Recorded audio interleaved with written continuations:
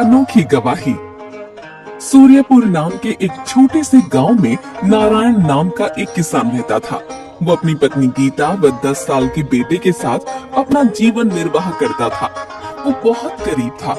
मजदूरी करके मात्र 2 वक्त का भोजन ही इकट्ठा कर पाता था। एक दिन नारायण की पत्नी गीता उससे बोली,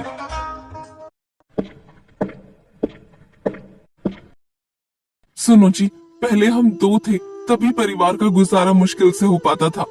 अब तो अमर भी बड़ा हो गया है, इसलिए मैंने एक बात सोची है। तुमने क्या बात सोची है गीता? आज से खेत खलिहानों में मैं भी मजदूरी करने जाया करूंगी। गीता, मैं तुम्हें कोई भी सुख नहीं दे पाया। अपना जीवन तुम्हें गरीबी में ही बिताना पड़ा। दुखी क्यों होते हो जी? सुख दुख तो जीवन में आते ही रहते हैं। और फिर हम एक गाड़ी के 2 पहिए ही तो हैं। दोनों को एक समान चलना चाहिए, तभी गृहस्थी की गाड़ी ठीक ढंग से चल पाती है। तुम ठीक कहती हो गीता।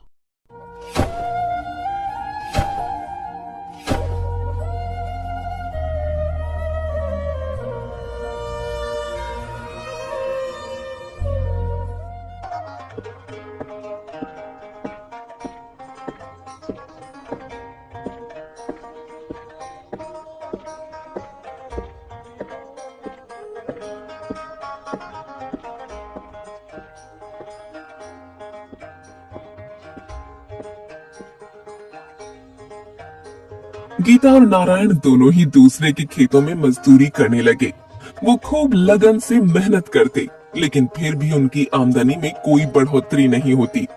2 समय के भोजन के अलावा वो कुछ भी नहीं कमा पाते। धीरे धीरे अमर भी 12 साल का हो गया। एक दिन फिर से नारायण निराश मन से गीता से बोला, गीता, सब पूर्व जन्मों के पापों का फल है। इतने वर्षों में तो कूड़े के ढेर के दिन भी आते हैं। फिर हमने ऐसा कौन सा पाप किया है जो गरीबी हमसे चिपक कर रह गई है? सब ईश्वर की माया है। अब तो वही हमें आगे का रास्ता बता सकते हैं।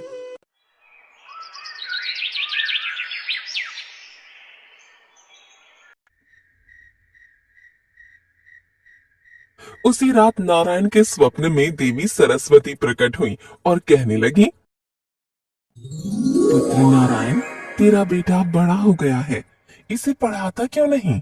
देवी सरस्वती, आप तो मेरी दशा से भली भांति अवगत होंगी। ऐसी कठिन परिस्थितियों में मैं कैसे अमर को पढ़ा सकता हूँ? कुछ भी करो बेटा, अपना पेट काटो, पर अमर को अवश्य पढ़ाओ। उसकी शिक्षा के उपरांत ही तुम्हारी गरीबी दूर होगी। ये कहकर देवी सरस्वती अंतर ध्यान हो गईं और अगली सुबह नारायण ने सारी बात अपनी पत्नी को बताते हुए कहा,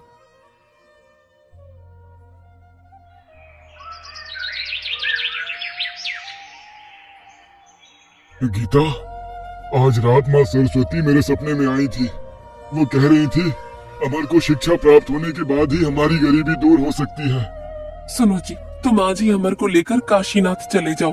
काशीनाथ? लेकिन वहाँ क्यों? काशीनाथ में विश्व गुरु नाम के विद्वान रहते हैं। शिक्षा जगत में उनका बहुत बड़ा नाम है। तुम अमर को विद्या अध्ययन हेतु उनके पास ले जाओ। गीता, इसके लिए तो बहुत अधिक धन की आवश्यकता होगी। कहाँ से आएगा इतना धन? इसके लिए तो लाला के पास ही चले जाओ। लाला के पास? हाँ, ले देकर गांव में वही तो महाजन है। अमर की शिक्षा के लिए उन्हीं से कर्ज ले लो। गीता, लाला अत्याचारी महाजन है। वो हमेशा गरीबों का शोषण करते हैं। वो बहुत अधिक ब्याज पर कर्ज देते हैं और समय पर कर्ज ना चुकाने पर वो बहुत क्रूर हो जाते हैं। तुम ऐसे महाजन से उधार लेने की बात कर रही हो? इसके अलावा और कोई रास्ता भी तो नहीं है जी। कुछ भी हो, जब साक्षात माँ सरस्वती ने अमर को शिक्षा दिलवाने को कहा है, तो हम अपने बेटे को शिक्षा अवश्य दिलवाएंगे। परंतु ऋण लेने के लिए हमारे पास गिरवी रखने के लिए है ही क्या? लाला बिना कोई वस्तु गिरवी रखे किसी को धन नहीं देते। तुम ये घर गिरवी रख दो। ये क्या कह रही हो तुम? सिर छुपाने का यही तो एक आसरा है। भगवान ना करे यदि ये भी छिन गए तो क्या होगा? शुभ शुभ बोलो जी, भगवान जो करेगा ठीक ही करेगा।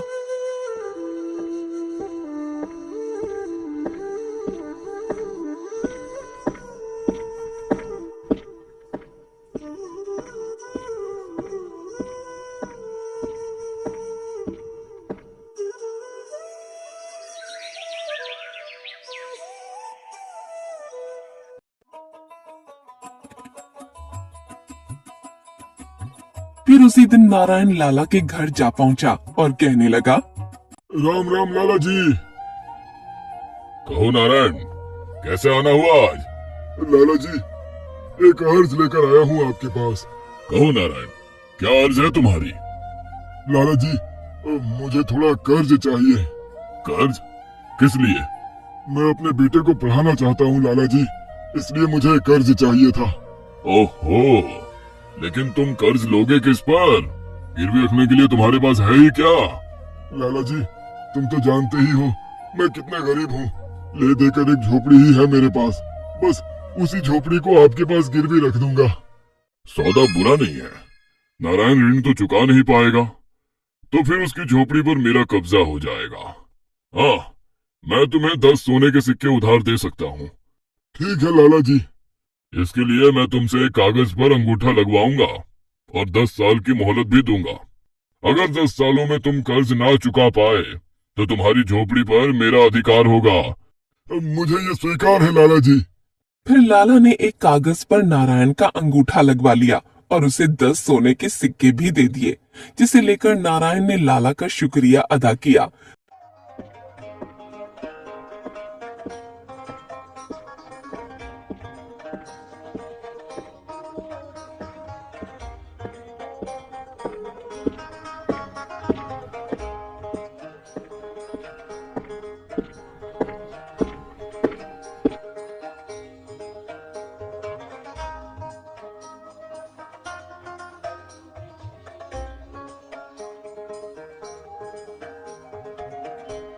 और अपने बेटे अमर को लेकर काशीनाथ के लिए निकल पड़ा। लंबा रास्ता तय करने के बाद वो काशीनाथ पहुंचकर विद्वान शिव गुरु की कुटिया में जा पहुंचे और ईश्वर से प्रार्थना करने लगा। हे ईश्वर, मेरे बच्चे की रक्षा करना, उसे खूब विद्वान बनाना, बस अब तो यही हमारा सहारा है। थोड़ी दूर और आगे बढ़ने पर वे विद्वान शिव गुरु जी के पास पहुंच गए और कहने लगे, गुरुजी प्रणाम। खुश रहो। कहाँ से आए हो तुम लोग? गुरुजी, मैं सूर्यपुर नाम के एक छोटे से गांव से आया हूँ। मेरा नाम नारायण है और ये मेरा बेटा अमर है। मैं अपने बेटे को आपसे शिक्षा दिलवाना चाहता हूँ, इसी उद्देश्य से आपके पास आया हूँ गुरुजी। अपने 10 सोने के सिक्कों की पोटली को गुरुजी के सामने रखा और पुनः कहने लगा, इसे स्वीकार कीजिए गुरुजी। क्या है इस थैली में? इसमें 10 सोने के सिक्के हैं गुरुजी। जैसे तैसे इसका प्रबंध कर पाया हूँ, आपको इससे अधिक धन नहीं दे पाऊंगा गुरुजी। मैं बहुत गरीब हूँ, मेरे बेटे को शिक्षा प्रदान करने से मत मना करना। बड़ा भोला व्यक्ति लगता है ये, इसे निराश करना ठीक नहीं है। शांत हो जाओ बेटा, मैं तुम्हारे बेटे को अवश्य पढ़ाऊंगा। वो शिक्षा ग्रहण करने के लिए 10 वर्षों तक आश्रम में ही रहेगा, तभी उसकी शिक्षा पूर्ण हो पाएगी। ठीक है गुरुजी। नारायण ने अपने बेटे अमर को गुरुजी के पास ही छोड़ दिया और वो वापस अपने घर लौट आया। गुरुजी ने अमर को शिक्षा प्रदान करना आरंभ कर दिया। धीरे धीरे 10 वर्ष बीत गए और अब अमर भी बड़ा हो गया।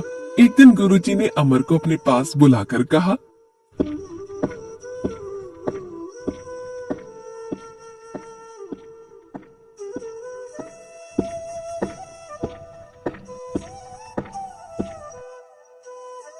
पुत्र अमर, आज तुम्हारी शिक्षा पूर्ण हुई।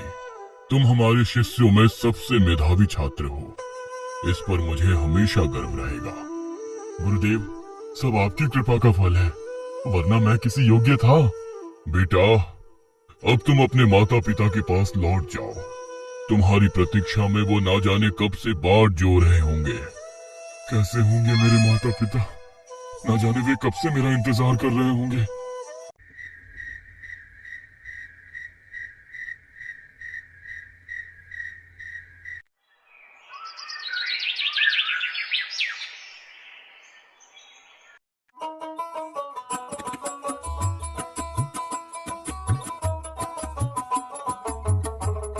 अगले ही दिन अमर लंबा रास्ता तय करके अपने गांव जा पहुंचा और अपनी झोपड़ी देखकर सोचने लगा, कितना सुंदर दृश्य है। कितना समय हो गया जब मैं यहाँ से गया था।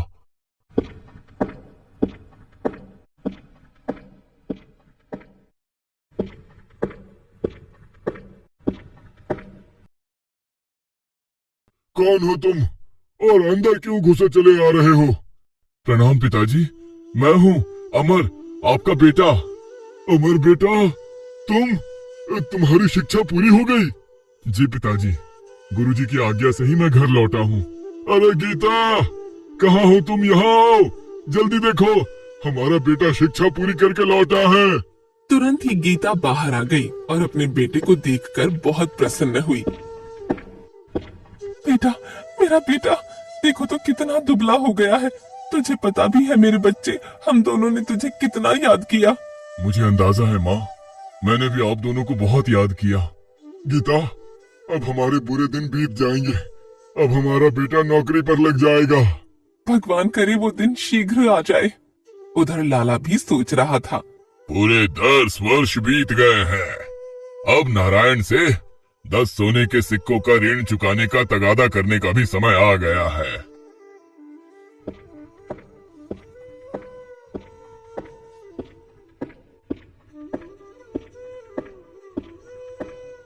वो तुरंत ही नारायण की झोपड़ी की ओर चल दिया। जब वो झोपड़ी के पास पहुंचा तो सामने अमर को खड़ा देख सोचने लगा। तुम अमर हो? हाँ, मैं अमर हूँ। और आप लाला जी? ओह, भूले नहीं तुम मुझे? लाला जी, तुम भी कोई भूलने की चीज हो? कहो, कैसे आना हुआ आपका? तुम्हारे माता पिता कहाँ है? अमर ने लाला की बात का कोई जवाब नहीं दिया तो लाला का पारा चढ़ गया। वो तुनक कर बोला, बताते क्यों नहीं? तुम्हारे माता पिता कहाँ है? सुनो लाला जी, मेरे पिताजी जिंदा पेड़ों को काटने और मुर्दा पेड़ों को रोपने गए हैं। क्या? हाँ लाला जी, और मेरी माँ हवा बेचने और चांदी खरीदने गई है। लगता है ये अमर आवश्यकता से अधिक पड़ आया है, तभी ऐसी बातों से मुझे मूर्ख बना रहा है। अमर को धमकाते हुए वह बोला, ये कैसी ऊटपटांग बातें कर रहे हो? मैंने जो पूछा है उसका ठीक ठीक उत्तर दो। मैंने बताया तो लाला जी। सुनो, तुम्हारे पिताजी ने 10 वर्ष पहले ये झोपड़ी गिरवी रखकर मुझसे 10 सोने के सिक्के उधार लिए थे। क्या? क्या लाला जी, सचमुच? हाँ, नारायण ने 10 वर्ष बीतने पर भी वो सोने के सिक्के मुझे वापस नहीं लौटाए हैं। आज मैं अपने सिक्के लेने आया हूँ।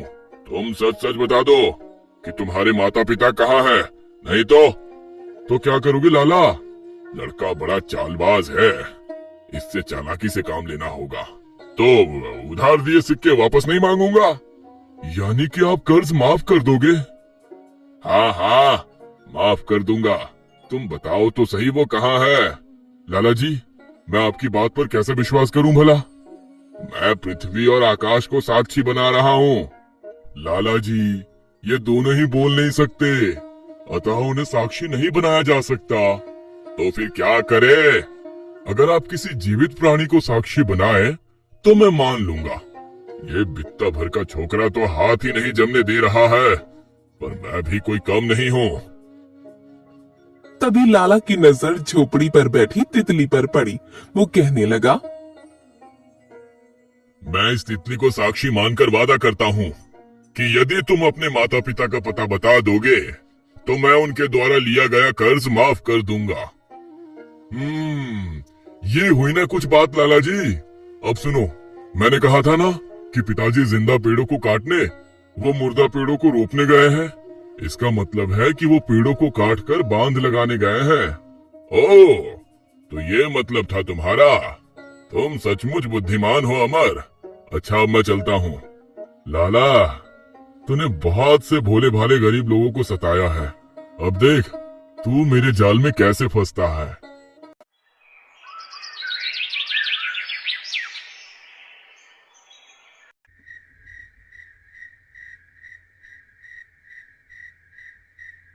जब शाम हुई और नारायण घर लौटा तो अमर ने सारी बात अपने पिता को बताई। पिताजी, लाला आया था। ओह, अब क्या होगा? पिताजी, आप घबराओ नहीं, मैं आ गया हूँ। उस जमाखोर लाला से मैं निपट लूंगा। तुम? लेकिन कैसे बेटा? लाला बहुत चालाक है। आप घबराओ नहीं पिताजी, ईश्वर जो चाहेगा वही होगा।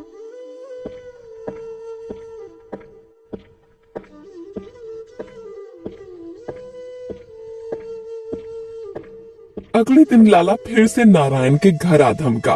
उस दिन फिर अमर घर पर अकेला ही था। लाला जी, आज कैसे आना हुआ? अपना उधार मांगने आया हूँ।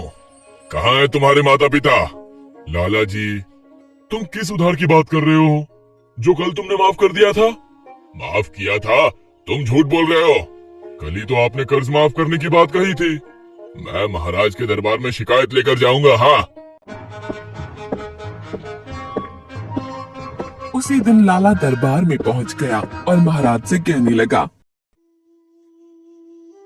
महाराज की जय हो, मेरा न्याय कीजिए महाराज। अरे लाला, तुम? भला तुम्हें कौन परेशान कर सकता है?